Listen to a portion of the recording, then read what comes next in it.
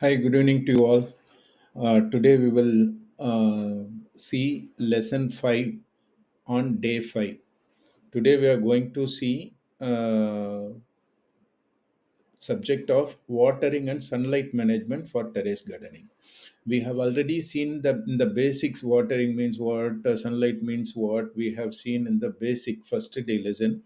Now I just wanted to elaborate some valid points. This lesson would be very small, but it's a valid points. You should have to consider all those things. Without that, if you're going, we may face some difficulties and we may get some error. So I wanted to address these 2 points mainly. One is, and in this we are going to do see 3 points. One is how to water plants efficiently, valid tips and points. Second one, identifying signs of overwatering or underwatering. This is very important. Third one, monitoring sunlight exposure for different plants and how we can make effectively use sunlight and keep the plants in sunlight for our best success of organic gardening. See, this is our description. Watering and sunlight are two of the most critical factors for healthy plant growth. Too much or too little, or either too little or of either can harm your plants. So you should have optimal thing. In this session, we will explore the best practices for watering and managing sunlight to ensure your terrace garden success. See, importance of proper watering. Go through it. Water is essential for photosynthesis, absorption, and overall plant health. Through water only, nutrients are getting absorbed to the plants. So, proper watering should be most useful. Second, this is essential for photosynthesis, by which food is getting produced and fixed in the fruits or vegetables. Second one, effects of overwatering. See, if you are doing overwatering, it will lead to root rot and fungal diseases, reduces oxygen availability in the soil, by which the plant may rotten or wilt and it will go off. And you cannot get optimal or even a minimum yield, the plant will duly die. Second one, effects of underwatering again.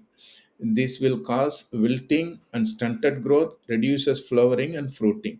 So this topic is most important. You should do proper optimal required water and best practices of watering. What are all the things we should consider? One is timing. Water plants early in the morning or late in the evening to minimize evaporation, by which the plant will also take needed water in those time very efficiently.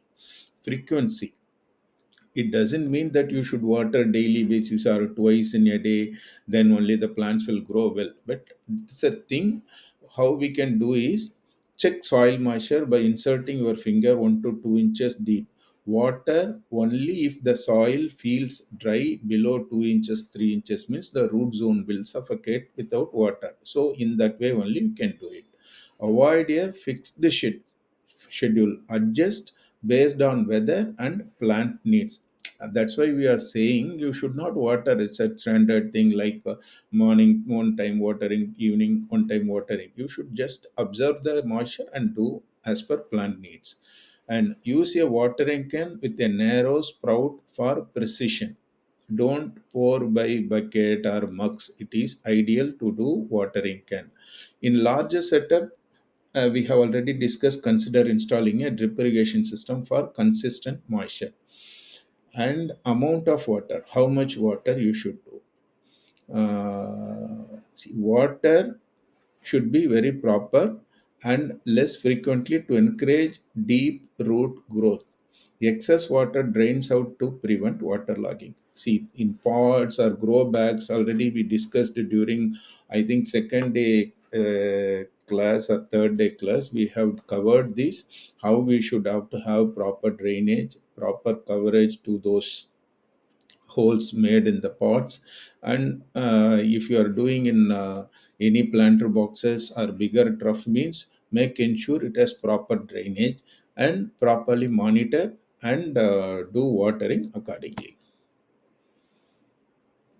Managing sunlight. We'll go for second lesson, that is managing sunlight for terrace gardening. Why we are talking about again and again sunlight means sun. Without sun and water and nutrients, we know that the plants cannot able to do photosynthesis. It cannot produce any yieldable fruits or vegetables. So sunlight is crucial for photosynthesis, and again different plants have different light requirements. So we have classified into three part. One is full sun plants, and partial shade plants, and complete shade plants, that you can consider as an indoor planting or even a shade level. So what is full sun plants? Require 6 to 8 hours of direct sunlight on daily basis. Example, all vegetables, most of the vegetables, tomatoes, chilies, brinjal and marigolds, and even flowers. All flowering plants will survive, or they will come with good flowers only in good sunlight. Partial shade plants means they have to get at least 4 to 6 hours of sunlight. Example, all greens are spinach, lettuce, coriander, and other ferns varieties in ornamentals. So shade living plants, at least they have to get, means they, if you are getting space for with sunlight 4 hours only, you can keep it in those area. Money plants, snake plants, and certain varieties of ornamentals can grow well on that partial or complete shade. And indoor plants will come totally inside a home. We are going to grow them.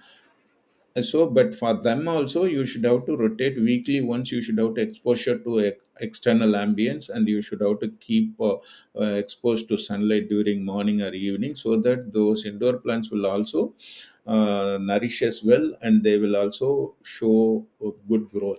But some specific plants you don't need to do, like exposure to sunlight or ambience. Just they can grow inside only. But you have to do plant rotation.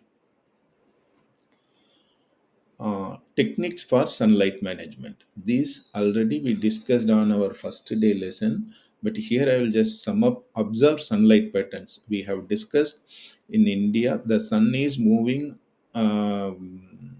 from east to west, but in which slanting it is going, like diagonally, it is going from east to west also.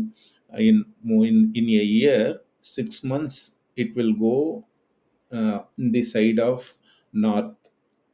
In 6 months it goes in the side of south. It's only called in India Uttarayan or Dakshinayan.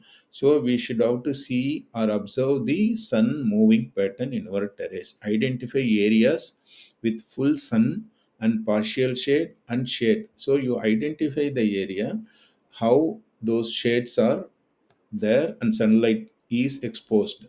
Accordingly you plan your plants, which plants, how many plants, or what are all the kind of plants you are having in your mind, and how you can place them. So that way you have to place those plants, like sun loving plants in areas with maximum sunlight exposure. In the previous slide we have seen those plants which are all loving sunlight or partial shade or full shade. So group shade loving plants in naturally shaded corners. Likewise, you just accommodate and allocate the thing.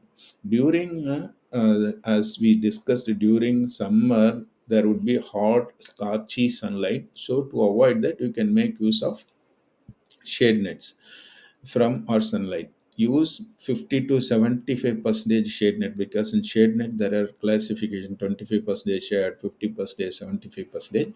Optimal is 50 percentage. And rotate pots to ensure even sunlight exposure for all sides of the plant. Nowadays, in the pots, we are having wheels also. You can customize all grow bags, keeping an available tray, so that they, depending upon availability of sunlight or need of sunlight, you can rotate those plants uh, on need basis. Here in this image I have shown is that this is a micro shade net structure. This is available online also. You can customize also. You can do customize. Nowadays we are doing crop production by like crop covers. For example, to control early stage thrips or sucking pest up to flowering stage, we would be covering with this kind, even large scale plantations. You would have seen in our my profile one image we have shared. In that, complete crop would be covered with this membrane so that it will get sunlight, air, everything except insect. Only during application of pesticides you will can remove it and you can apply it. But before, during flowering stage, you should have to remove it for effective pollination. And balancing water and sunlight. How you can balance? Hot weather means increase watering frequency but avoid overwatering. You have to increase the watering frequency but avoid overwatering. Use mulch, dry leaves, or cocoa peat to retain soil moisture. Already we have discussed that mulching, why we should do in root zone, because it will enhance the water retention in the base, by which the plant can withstand the hot weather. Rainy season, you have to naturally reduce watering and ensure proper drainage has been given. Check for proper water logging measures have been taken. And accordingly, you do water less frequently, as evaporations are rates are very less during winter. So you do watch and act accordingly. Common challenges and solutions with respect to these today's class is, uh, there are water management and sunlight management we are seeing, in that scorched leaves. If your plants are exposed to over means, heat waves or scorching sunlight due to high temperature, you can see these kind of scorching. This will lead to plant get much damage, and sometime they may dry also, or your yield would be reduced. For that purpose only we are recommending to go for shade net. For that solution, use shade nets or move plants to a shaded area during the scorchy sunlight time. That's the major thing. And second one,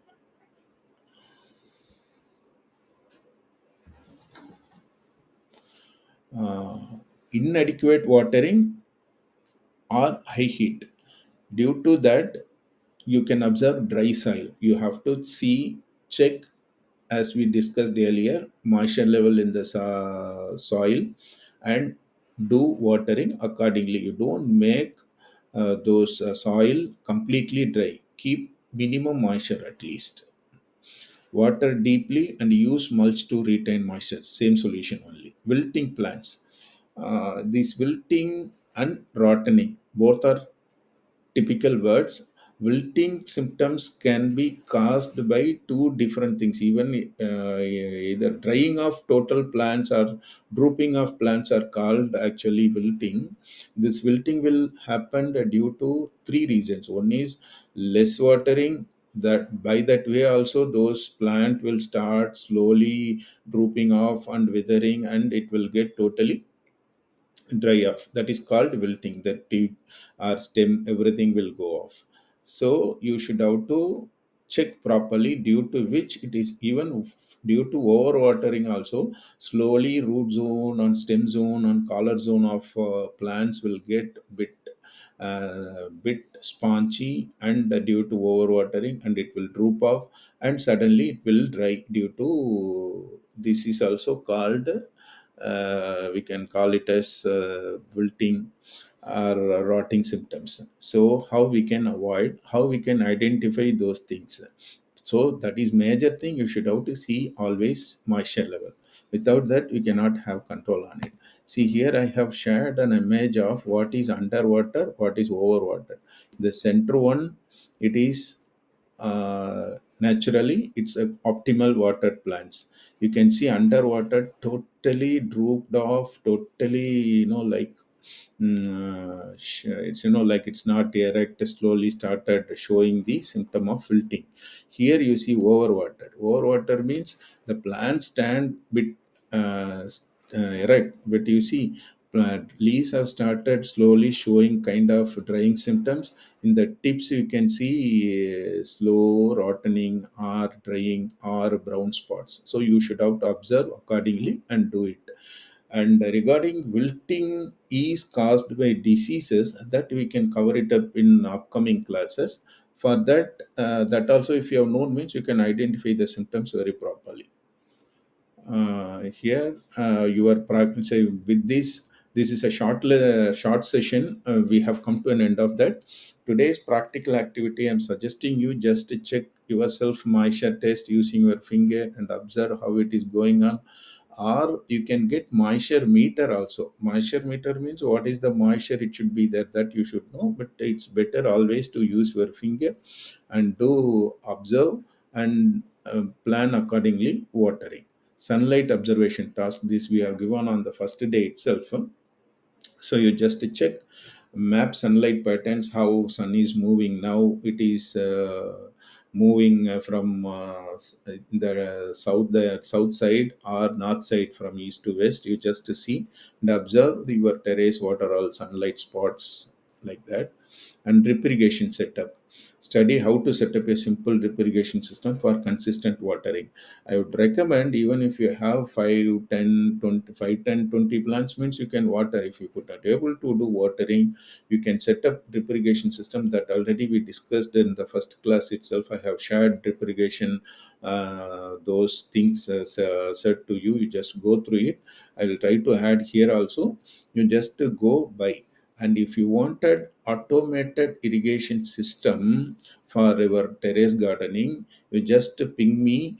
I will guide you how it can be done within three, for 20 or 30 to 40 plants within 3,000 rupees, so that automatically it will get switch on, switch off. If at all you wanted, but it may not be necessary, because we are doing for a passion this gardening, so you can do it in your own. Okay, with that, we will end today's session, day 5. Thank you for your attention. Thank you very much. We will meet in the upcoming classes. Thank you very much. And again, one more thing. See, regarding the questions and answers recording, I told you, we will be recording and answering, and we will be sharing. But most of the questions are covered on all these 7 days classes. Anyway, some specific questions I have selected, that I will start sharing with you. Sorry for that delay. But whosoever they are observing, whosoever they have raised the question, you can see almost most of the points with respect to nutrient management, pest management, and growth pattern, how to keep garden clean and neat. Everything has been addressed on topic wise. This is actually I have structured this session in such a way that you should understand all the basics concepts, not like just online you are getting one particular video, not like that. If you can go through it, it's a mini horticultural course, like that only I have structured this with respect to all garden geeks level, so that it would be more useful. All the questions can be answered, and I will share the questionnaire also in our community group. If at all you are having any question with respect to this session, you just post it, and I will try to answer in upcoming days without fail. Thank you very much.